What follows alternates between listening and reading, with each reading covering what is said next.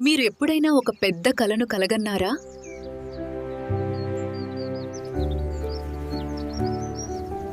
ఈ కథలో ఆ కలలు కనే యువకుడు శ్రీకాంత్ ప్రెట్టు, కొండాపూర్ గ్రామం. కొండాపూర్ గ్రామానికి చెందిన శ్రీకాంత్కు కలలు చాలా పెద్దవి. కానీ శ్రీకాంత్కు ఒక అలవాటు ఉంది.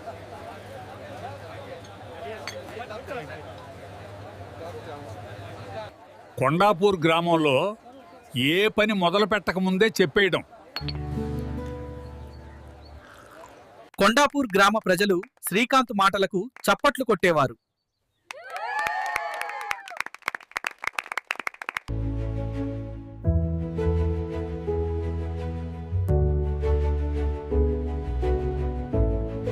ఆ రోజు కొండాపూర్ గ్రామంలో శ్రీకాంత్ హాయిగా నిద్రపోయేవాడు. మరుసటి రోజు కొండాపూర్ గ్రామంలో పనిచేయాలంటే అలసట. శ్రీకాంత్ కలలు మాటల్లోనే మిగిలిపోయేవి. ఇలా కొండాపూర్ గ్రామంలో రోజులు గడిచిపోయాయి.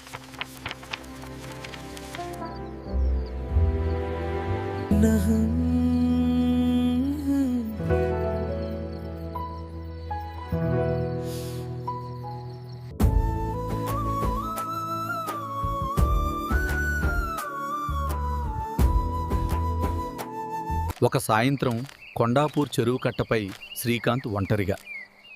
అప్పుడే కొండాపూర్ గ్రామ పెద్ద రామయ్య వచ్చాడు. రామయ్య పొండ కొండాపూర్ గ్రామంలో అందరూ గౌరవించే వ్యక్తి.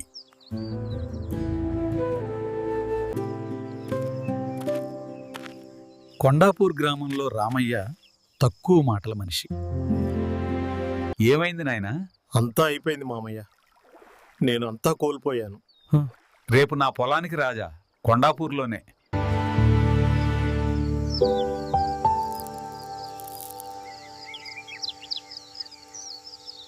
శ్రీకాంత్ ఒక విత్తనాన్ని పొలంలో నాటాడు. రామయ్య మరో విత్తనాన్ని కొండాపూర్ ప్రజలకు చూపించాడు. గ్రామ ప్రజలు మళ్లీ చప్పట్లు కొట్టారు.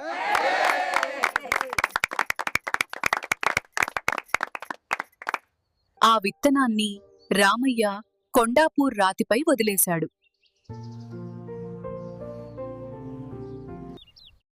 మరుసటి రోజు పొలంలో రామయ్య మౌనంగా నీళ్లు పోశాడు. కొండాపూర్ మట్టిలో ఒక చిన్న మొలక వచ్చింది.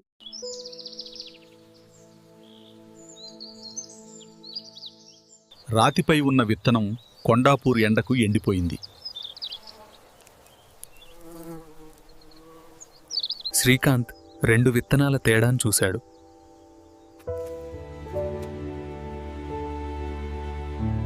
కలలు కూడా విత్తనాల్లాంటివే. మాటల్లో పెట్టితే అవి ఎండిపోతాయి. ప్రశంస ముందే వస్తే పని చేయాలనే ఆకలిపోతుంది.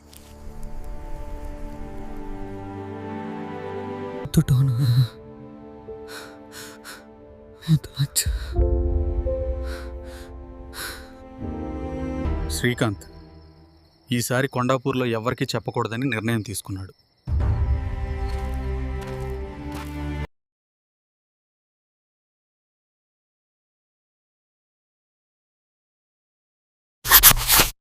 రోజూ కష్టపడి పనిచేశాడు.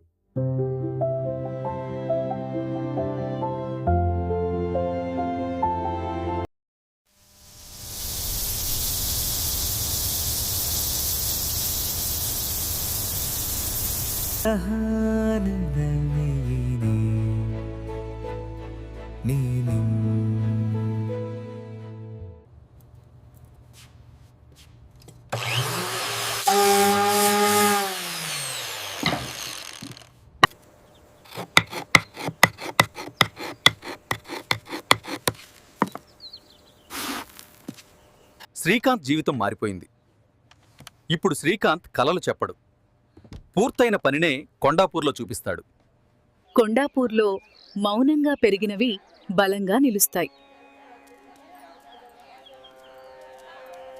మీ కలల్ని కూడా అలాగే పెంచండి, మాటలు తగ్గించండి.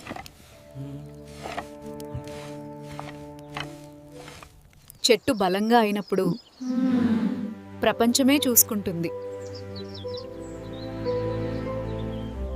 కొండాపూర్లో శ్రీకాంత్ ఇక ఆగడు. రామయ్య మౌనంగా చిరునవ్వు నవ్వాడు. గ్రామం ఒక పాఠం నేర్పింది. మౌనం ఒక శక్తి.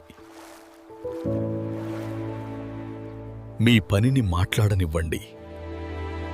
ఈ కథ మీ మనసును తాకితే ఇతరులతో పంచుకోండి. సబ్స్క్రైబ్ చేయండి మరిన్ని కథల కోసం.